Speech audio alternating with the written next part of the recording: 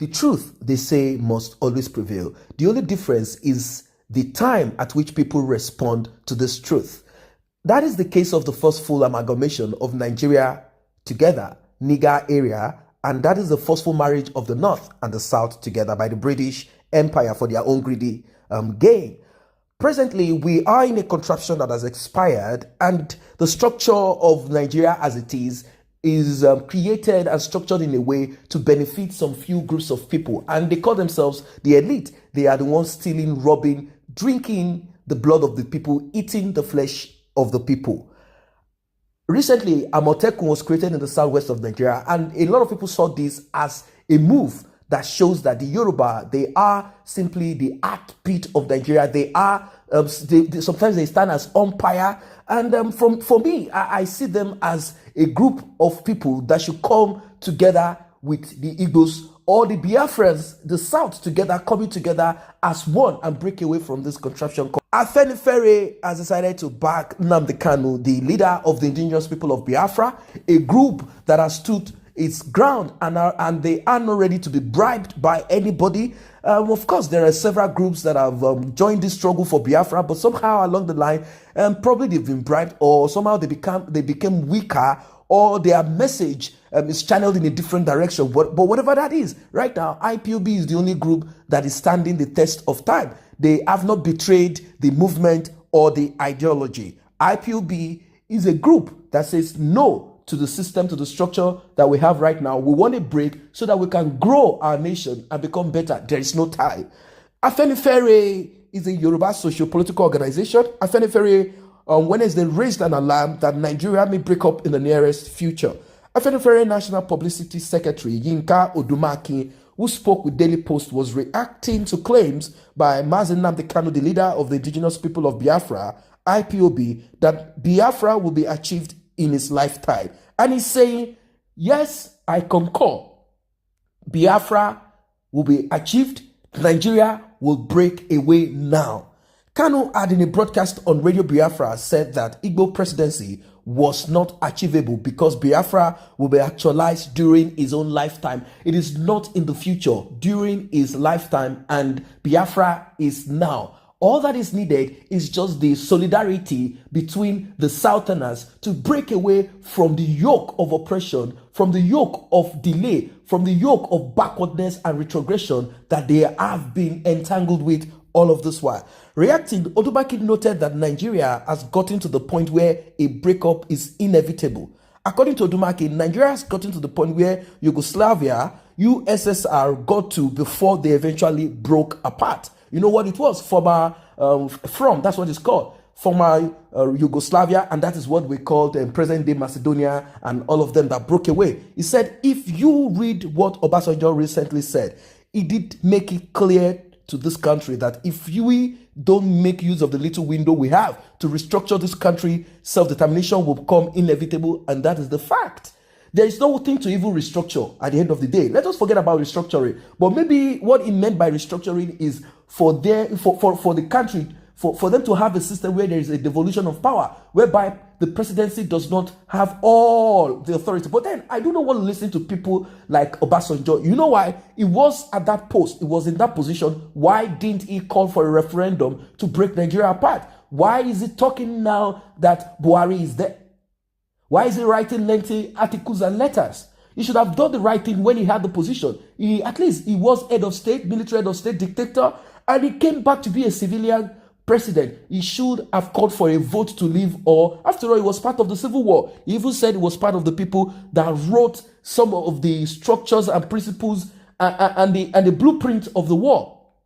The Civil War. The war that they claimed was going to be shut down. Even before it became a war, they felt it's just an insurgency, like a riot, that they are going to shut it down within 3 to 6 months. But it eventually became a war that lasted more than a year, lasted more than 2 years. People died. Blood was shed. So you should have done the right thing at that time to call for a break. And that would have cleansed him of all sins. Well, let us move further. Like I said, the way power has been used in the last 5 years, pushing many nationalities to that conclusion. It is like we are now being held with content in our own various zones and communities by those who believe that self-determination should be so, we are saying that they should utilize that little window to restructure this country back to true federalism so that we can instill confidence in the Nigerian project once again. Failure to restructure the breakup of Nigeria is inevitable. Yes, we have reached that point, that tilting point that Yugoslavia, USSR reached. That is why we are screaming, shouting, and when men like Obasanjo go on start warning us about such consequences, we must take it very seriously, because a constitution that does not bend will break. That's just it. So it is inevitable. Nigeria is breaking apart. Nigeria is not going to stay any longer.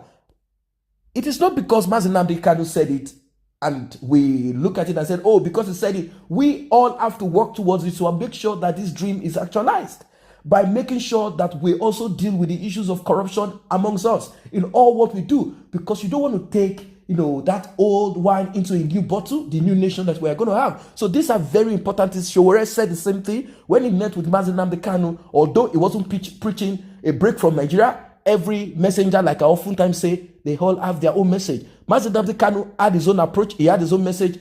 Sowore also had his own message. And the message is about corruption. Let us deal with this corruption. And of course, he's facing his own persecution. He's being reborn. And definitely, he will arrive at the point that it needs to arrive at. Everybody will always arrive at that point. That's just what it is. It is not only about breakaway. It is also about dealing with corruption, with certain structure, with certain system, with certain belief system that has become part of Nigerians. We should stop calling God, God. Oh, God, when we have to act. There are things that are right there in front of us that we have to take responsibility for. Not God every time. God is there. God has given us that opportunity, ability, cognitive reasoning to be able to handle certain things ourselves. So these are the issues. If you see the attitudes of these politicians that we have in Nigeria from 1960 till date, this is just a mirror of an average, typical Nigerian. Of course, I do say we have the exceptional Nigerians. Those are the ones with progressive ideas. They are not like the rest that are only interested in oppression. When I say Nigerians, I mean people that are trapped in that contradiction called Nigeria. We have those people that have a different mindset. They have progressive ideology. They have progressive ideas. It is just a mirror, because why? An average person, typical Nigeria, wants to oppress the other person. That is what you find in a larger scale when somebody becomes a local government chairman, when somebody becomes a governor, honorable, president, senator, and the rest of these political titles that they acquire for themselves. Even a police officer that has a gun. You see what they do? It's still the same structure. When you decide to trick the other person and you take advantage of the other person, or because you think you have the opportunity to be in a particular position, that is the same thing that brings about corruption, nepotism. All of these are grandchildren of corruption. Nepotism, monopoly, and favoritism that we see being played in politics today, in governance today. These are the edicts. If not, if there is an amalgamation and the two amalgamated people love each other and they are thinking of themselves, they are thinking of progress, we will not even have what we have today. Civil war would never have happened. The strength of the North, the strength of the South would have been utilized together. The human resources that is greater than crude oil, greater than gold would have been used. But unfortunately, that is not the case. Rather than that, it is more about selfishness, greed, evil. That is what brought about the civil war. That's just what brought about the civil war. Lack of contentment. We want to take over the parliament. We Hausas, we are more. Then the other people feel like, okay, we think we need to do business in their own region too. So don't let us put the clause of breakaway if this amalgamation decides to end. These are the issues of ground. And they ended up killing themselves. They applied the kind of knowledge they had in those days. And we saw the mess. And we are still seeing the kind of governance that we have till today. It is more about being partisan. It is more about vested interest. It is more about religious bigotry. It is more about ethnic issues. It is more about tribal issues. That is what we have today. The only people that do not have it among themselves are the criminals that are looting the nation. They care less about nothing. They care less about nobody. A breakaway is imminent. A breakaway is certain. There is no way to restructure a decay, something that is destroyed already. Nigeria is a country that is not working. There is no way you can restructure it than to break our apart. Let everybody handle their resources and manage their life. Let there be healthy competition. The North can keep on with the cows and whatever emergency system, whatever ways they want. They can keep up with it and grow with it. They don't have to, tie down the rest of the people.